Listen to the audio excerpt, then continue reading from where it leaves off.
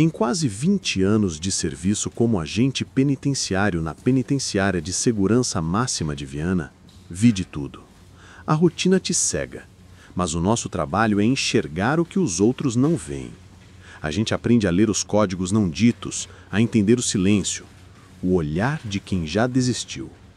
Vi rebelião, facas feitas de colheres, vi o fogo de colchões e ouvi os gritos, o cheiro de fumaça. Mas nada disso me impactou tanto quanto o que aconteceu com um silêncio. Um silêncio que se tornou um buraco na nossa contagem. O silêncio de um homem que sumiu sem deixar rastro. Um fantasma que de repente parou de assombrar.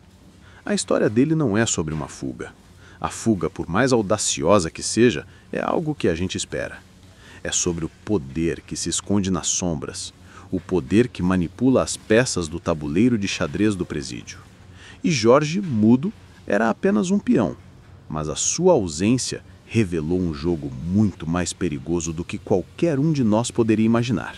Meu nome é Sérgio, e há quase 20 anos eu respiro o ar pesado daqui de Viana. A rotina de uma penitenciária de segurança máxima é uma dança macabra. É um lugar onde a gente não ouve a nossa própria voz, porque a gente está sempre em alerta, com os ouvidos atentos, esperando pelo próximo grito ou pelo próximo silêncio. Jorge, mudo, era parte dessa paisagem. Um detento de perfil baixo, condenado por furto de um aparelho de som. Não era o tipo de preso que se destacava. Não tinha tatuagem de facção, não falava alto e parecia sempre estar na dele. Ele era um fantasma, quase invisível, e é justamente por isso que a gente confiava. Ele parecia ser um dos poucos que realmente só queria cumprir a pena e ir para casa. A vida do preso, por mais invisível que seja, é catalogada. Nós temos uma ficha para cada um, e a dele era como um livro em branco. Até o dia em que o fantasma desapareceu. O evento foi uma transferência de detentos, algo que fazemos com a frequência de um relógio. Uma operação que, teoricamente, é segura e rotineira. Mas, nesse dia, a rotina foi quebrada por uma ausência. Naquele dia, a operação de transferência começou como qualquer outra. O barulho das celas sendo abertas, o tilintar das chaves, o caminhar arrastado dos presos. A gente checava um por um, conferindo a foto da ficha com o rosto do homem à nossa frente. Era um processo mecânico, cansativo, e eu já estava na metade da lista quando cheguei no nome de Jorge Mudo.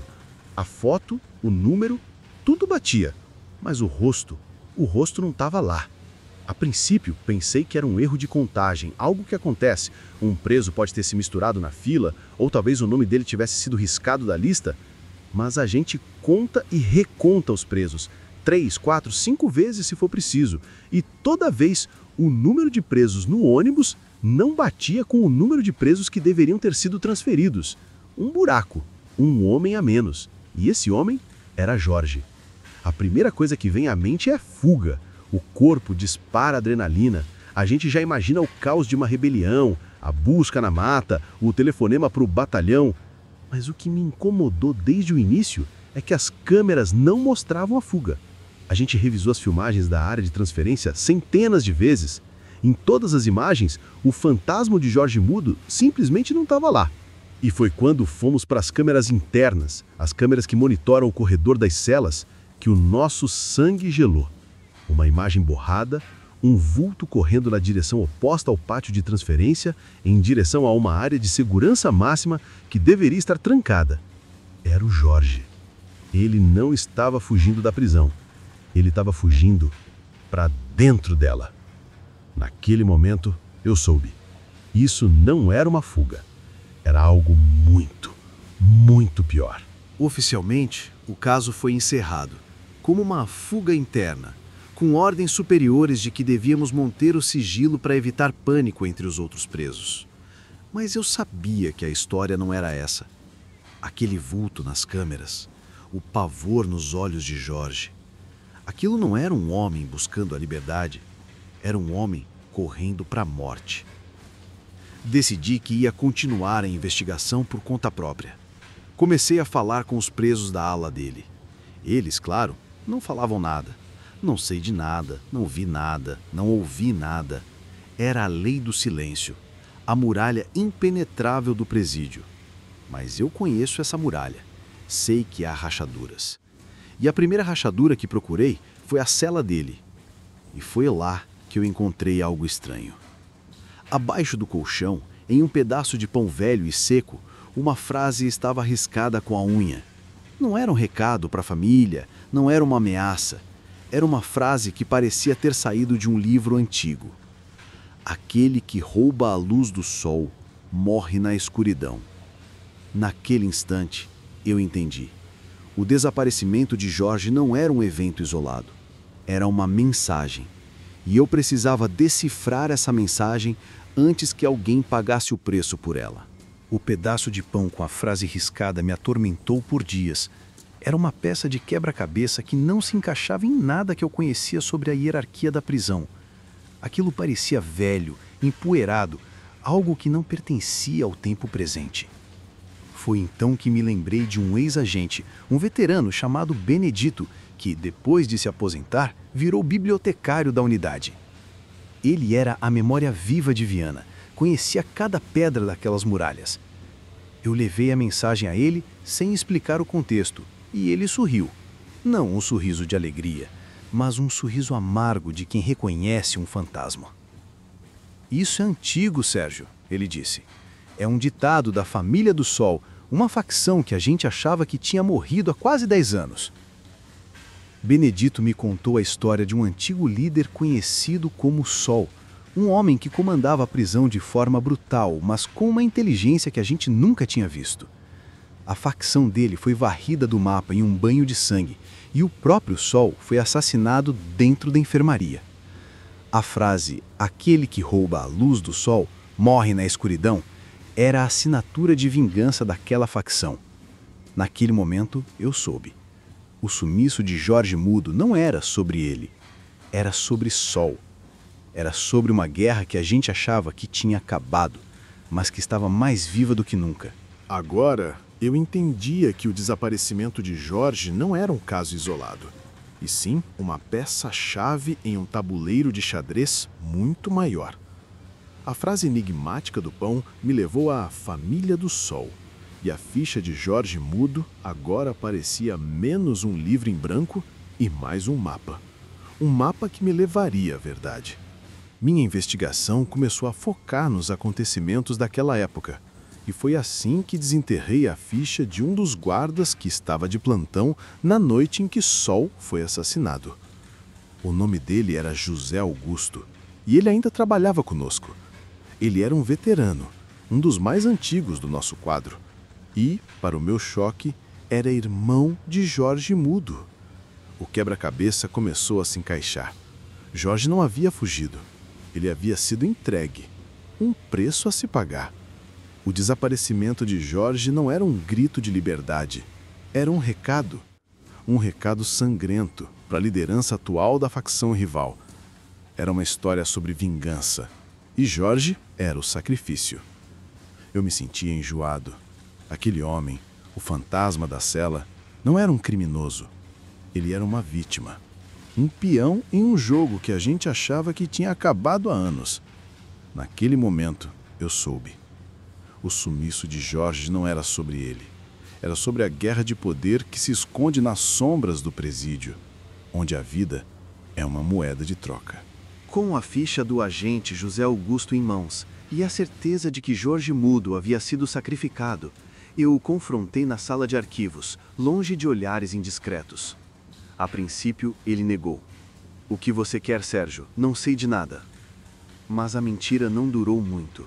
A menção à frase riscada no pão e o nome da Família do Sol quebrou-o.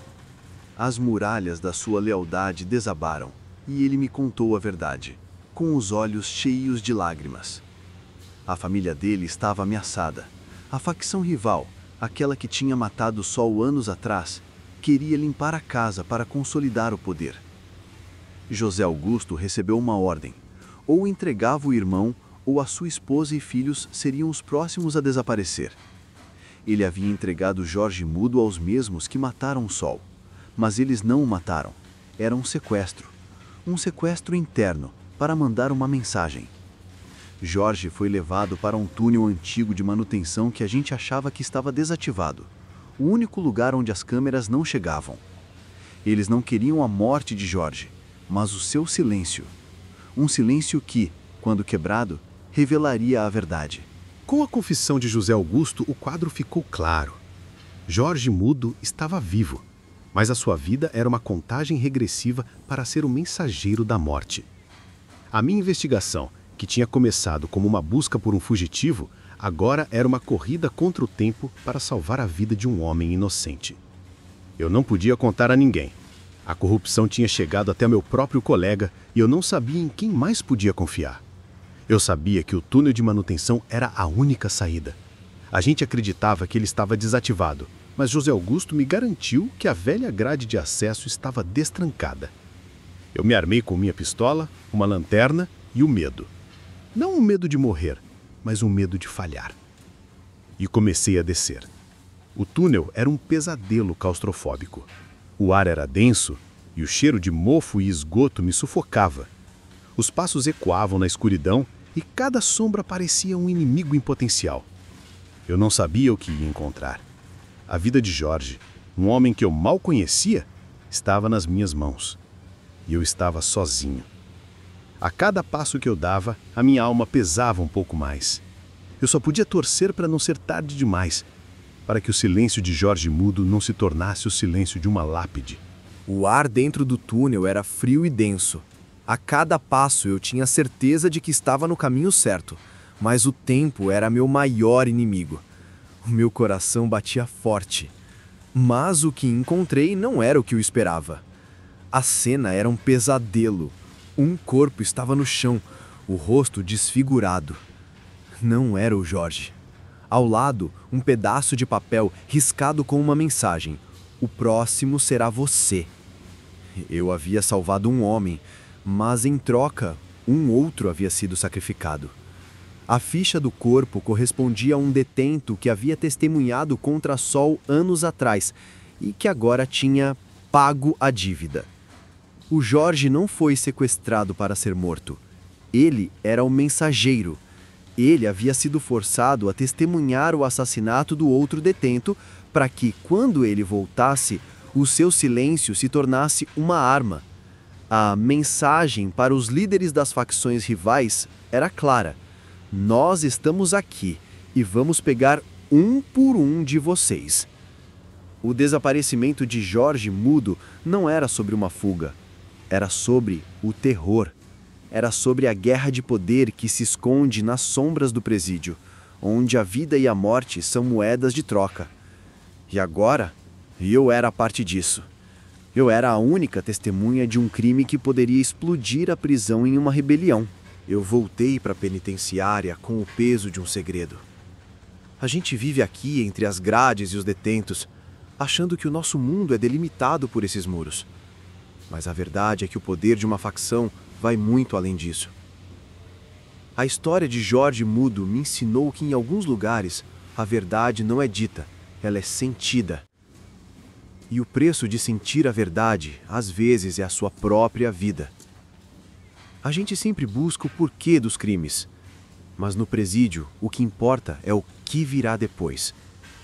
O silêncio dele me ensinou a ter medo, não do barulho, mas da quietude, de um homem que some e de uma guerra que nunca teve fim. A pergunta que eu me faço todos os dias desde então é: será que eu devia ter interferido? E a resposta na minha cabeça é sempre a mesma: sim, eu devia. Mas o que isso me custaria? A minha vida? A vida da minha família? E agora, eu pergunto a você: o que você faria?